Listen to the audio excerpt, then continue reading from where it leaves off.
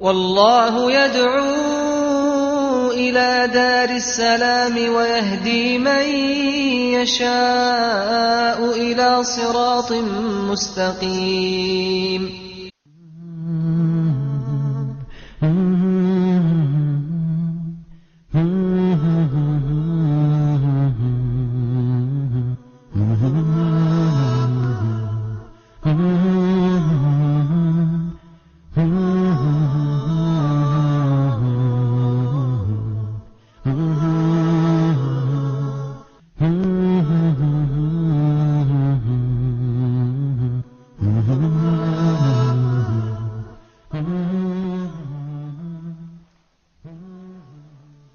بسم الله الرحمن الرحيم. الحمد لله رب العالمين، وصلى الله وسلم وبارك على عبده ورسوله الأمين نبينا محمد وعلى آله وصحبه أجمعين. السلام عليكم ورحمة الله وبركاته. Last time we met, we discussed the incident of ifk, or the incident of lie, where they, the hypocrites that is, and joined by a small amount or a small group of companions, Satan managed to deceive them and lower them to the level that they slandered Aisha bint Abi Bakr, the wife of the Prophet ﷺ, and accused her with adultery. After 1 whole month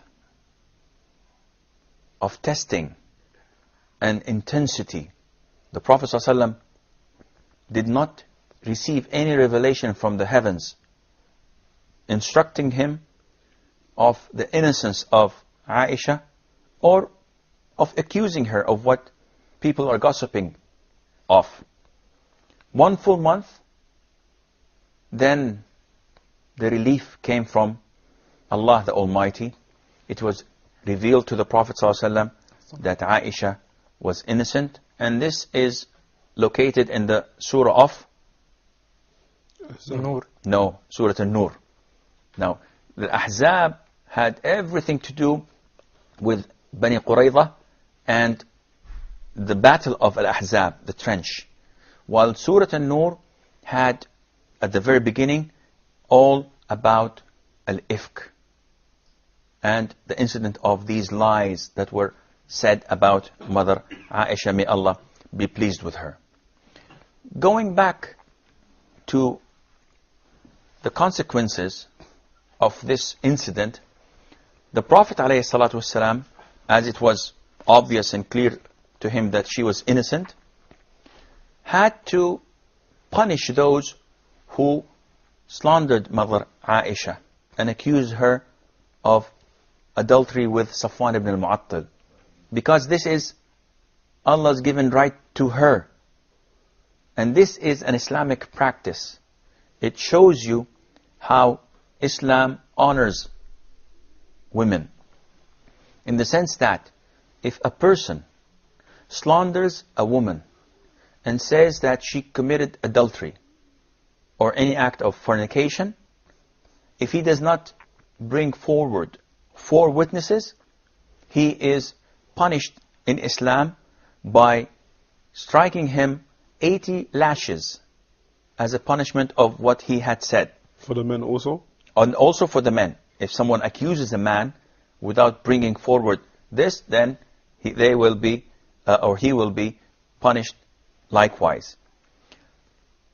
Do you remember the names of the 3 that talked about Aisha? Yes.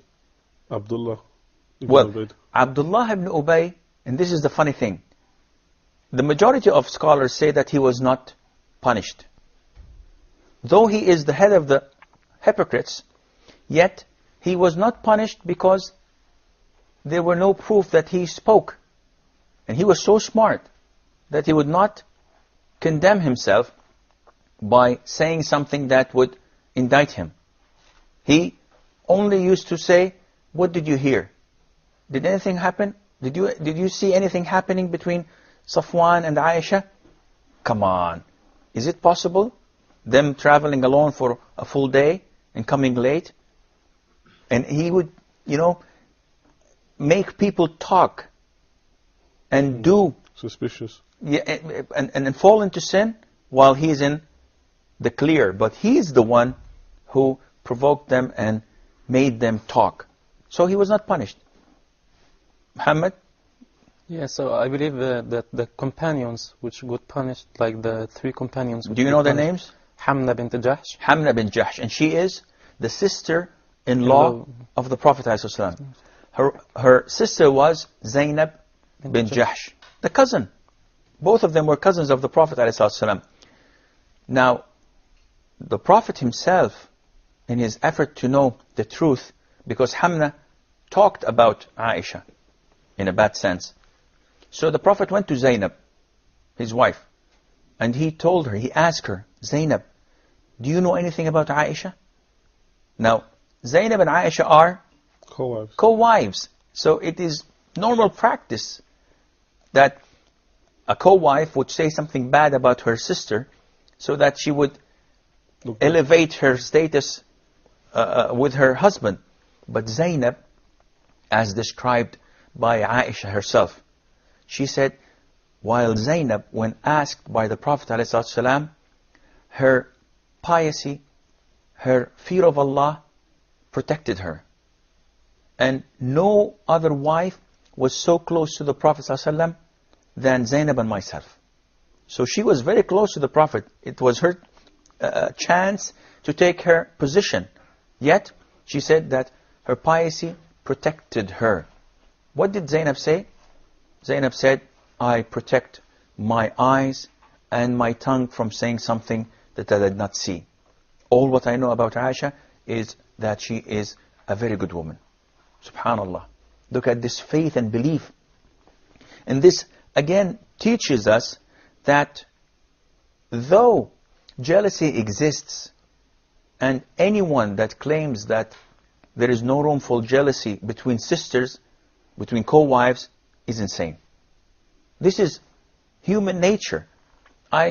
It astonishes me when I hear brothers saying that we want to marry another wife, and I know my first wife very well, and I believe that the second wife will live nicely in the same house. This is not the norm.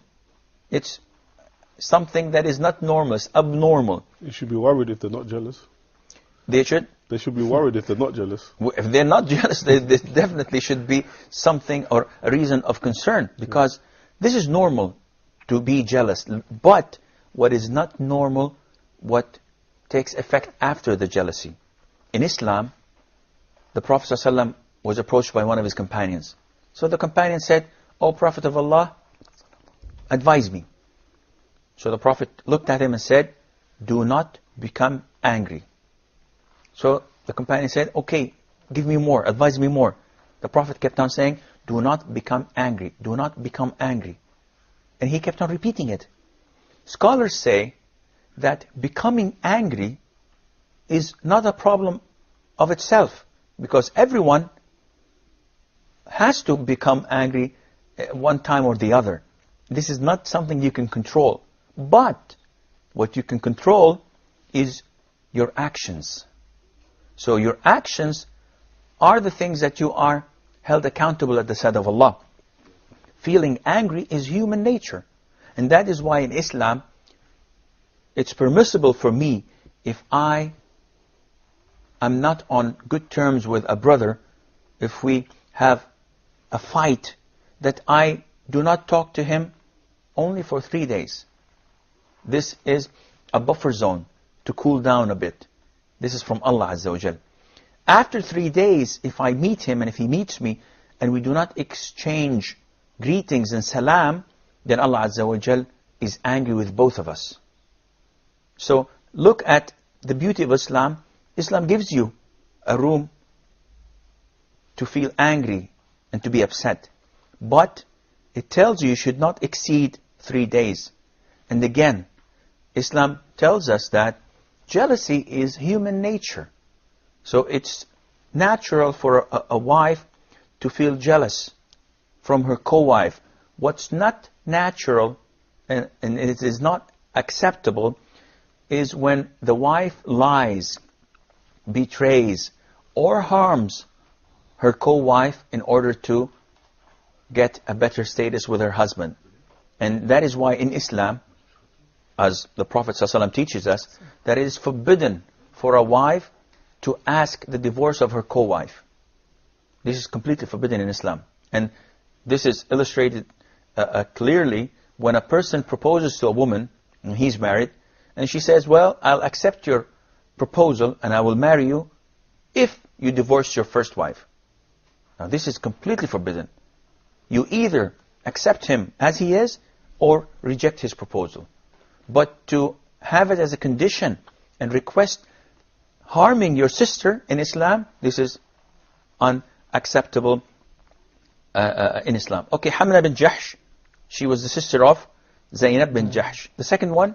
Hassan ibn Thabit. Hassan ibn Thabit. And Hassan ibn Thabit, as we know from Seerah, was a companion of the Prophet ﷺ from the Ansar. He was the Prophet's poet. So he used to say poetry defending Islam and the Prophet ﷺ. And as we know that poetry was the only means of media at the time. So he was very influential to the extent that when they kept on saying bad poetry about the Prophet ﷺ, the Prophet brought Hassan and told him, say poetry condemning the people of Quraysh and saying, degrading them and describing them as bad as they are. But in order for you not to harm me and my family, go and ask Abu Bakr. Because Abu Bakr, may Allah be pleased with him, was an expert in the lineage of the people of Quraysh. He knew every single family, where they came from and who they were married to and who are their sons. And so he went to Abu Bakr, and Abu Bakr told him about the lineage of the Prophet ﷺ, and he said poetry that is recorded up till the moment in describing the bad deeds of the people of Quraysh. So, Hassan ibn Thabit. Do you know any other poets of the Prophet ﷺ other than Hassan? This is general information. The Prophet ﷺ had 3 poets. Hassan ibn Thabit, Ka'b ibn Malik. Ka'b ibn Malik, and he's a great companion of Islam, of the Prophet ﷺ, and we will hear his story, inshallah, when we come to the Battle of Tabuk. And also, one great companion who died at the Ghazwah, the Battle of Mu'tah. He was among the 3 leaders who were killed in this great battle, where a few of the Muslims were fighting an army of over 200,000 Romans. He is Abdullah ibn Rawaha. These are the 3 poets of the Prophet ﷺ. Hassan bin Thabit was one of the people who slandered Mother Aisha. I believe we have a short break. Stay tuned, and inshallah we will be right back.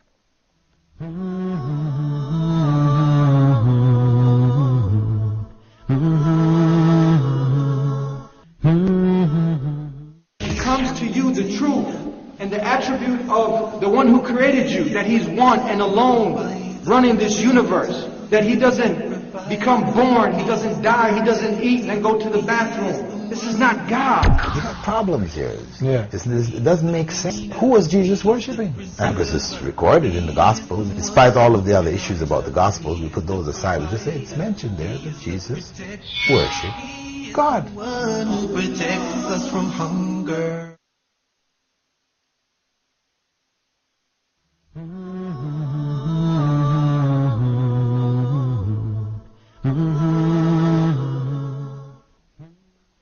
Assalamu alaikum wa rahmatullah, and welcome back.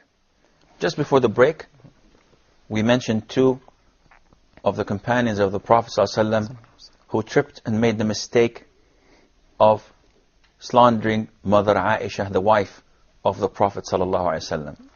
And these 2 were Hamna bin Jahsh, the cousin and sister-in-law of the Prophet ﷺ, and Hassan ibn Thabit, the poet of the Prophet ﷺ. The third man was Mistah ibn Athatha. And Mistah has a strange story. Mistah was the cousin of Abu Bakr as-Siddiq, which made it even worse because he slandered his cousin's daughter and the Prophet's wife. And he was not a normal man. He was among the first to migrate to Medina. So he was a strong believer. Not only that, he even participated in the Battle of Badr. And we all know that Allah Azza wa Jal had forgiven the sins of those who participated in Badr. And He said, let them do whatever they want. Yet, Mistah made the mistake. Now, when he came to Medina, Abu Bakr, may Allah be pleased with him, used to support his cousin. And he used to give him an allowance so that he would live, because he was very, very poor. And when Mistah did what he did and said that about Aisha, Abu Bakr stood up and said, by Allah, I will not give him a single penny from now on. He's my cousin. And he says this about my daughter, and I support him. I will not support him any longer. And after the innocence of Aisha was revealed to the Prophet ﷺ, Allah the Almighty also revealed in Surah An-Nur that those among you should not stop supporting those who migrate in the side of Allah and those who are in need. And they should keep on supporting them. Don't they want Allah to forgive their sins and to have mercy on them? So the Prophet ﷺ went to Abu Bakr and told him, Abu Bakr, listen to Allah. Listen to what Allah has to say. And he recited the verse of the Quran. Don't you want Allah to forgive you and to have mercy on you? And Abu Bakr immediately said, by Allah, I swear, I want Allah to have mercy on me and to forgive my sins. I declare in front of you, O Prophet of Allah, that I'm going to support my cousin, Mistah, and I will continue to give him the allowance, and I will never stop it.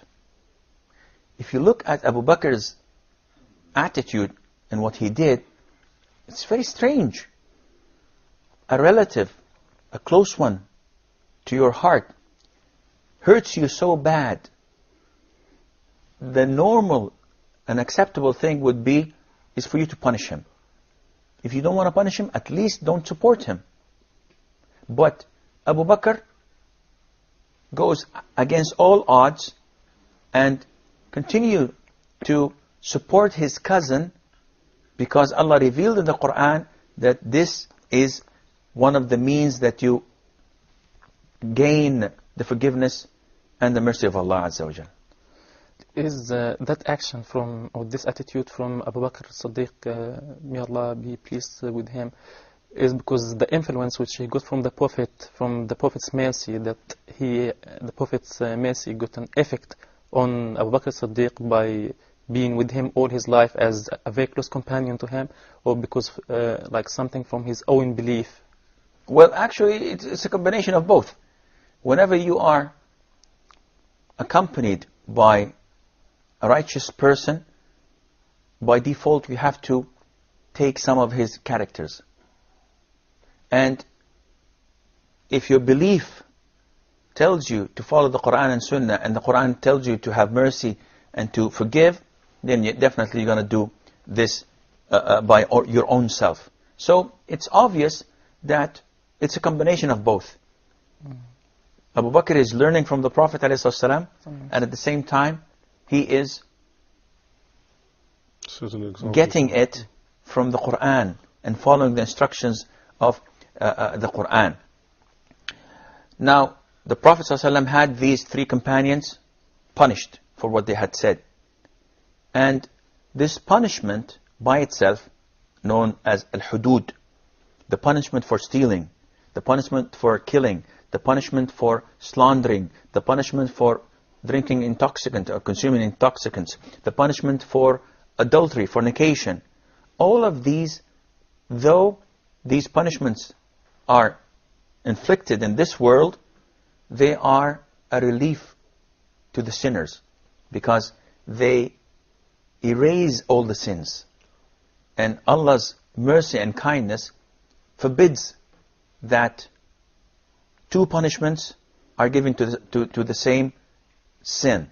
So whoever commits a sin and is punished for this sin in this life, he will not be punished on the Day of Judgment. So does it mean that the punishment here in this life, it expiates the sin or redeem the sins which he has done, so he is not going to have another punishment in the judgment? Yes, this is completely true.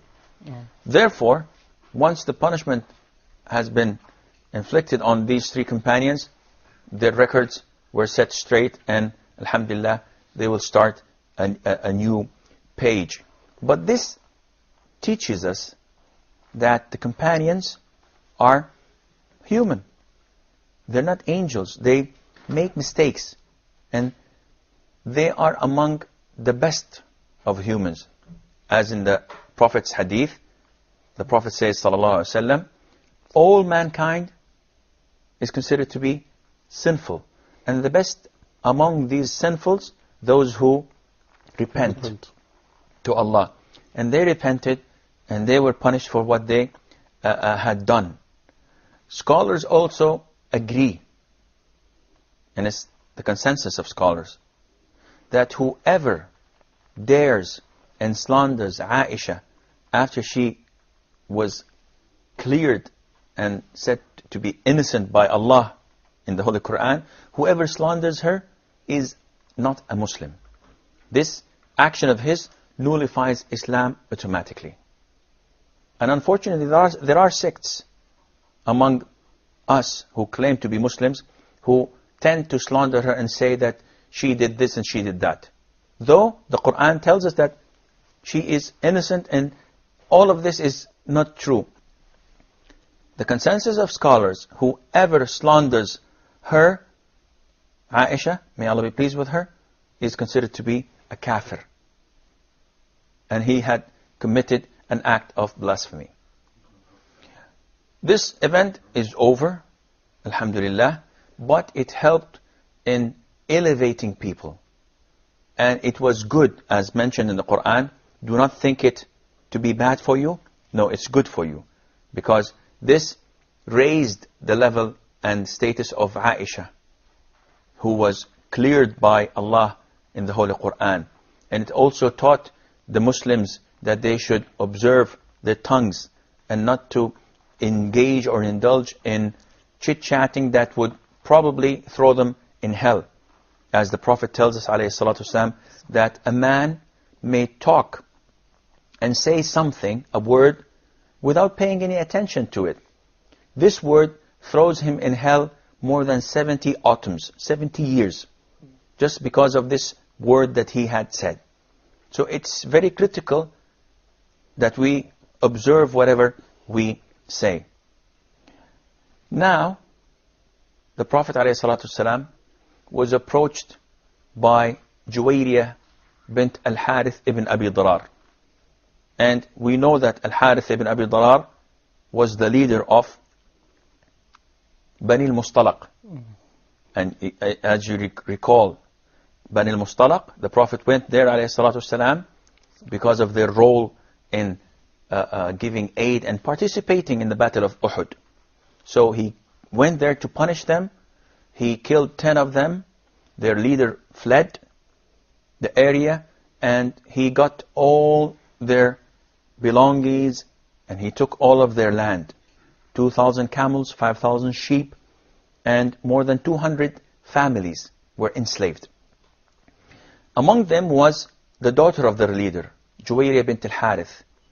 And she came to the Prophet ﷺ, and she was seeking the Prophet's help in order for her to free herself. And as we know, slaves are bought and sold. And this is not only in Islam. In all times, with the exception of the past 100 or 150 years, I'm talking about since the break of dawn, and since mankind, this slavery was on. And Islam came keeping slavery only to be legitimate through only one channel, and that is the channel of War. jihad, when non-Muslims are not allowing Islam to be spread, and they fight Islam and they stand in the face of spreading the da'wah, they become imprisoned, then they become enslaved. Yet, Islam comes and tells us that if you do this, to expedite your sin, you have to Okay. free a slave. So it's a form of expiation. Whenever you make a sin, you free a slave. If you say to your wife that you are like my mother, this is called dhihar, then you have to free a slave. If you kill someone by mistake, you have to pay the blood money and you have to free a slave. If you have intercourse with your wife during the day of Ramadan and at the same time you are fasting, you have to free a slave, and so on. So Islam encourages freeing slaves. And this, as we know, Juwayriya came to the Prophet ﷺ as a slave, wanting his help to free herself.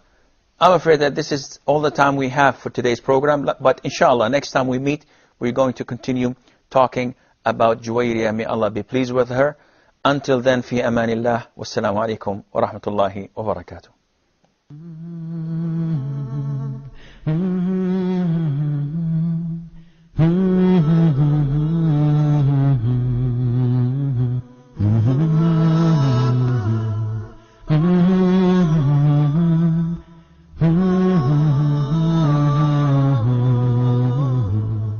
Mm-hmm.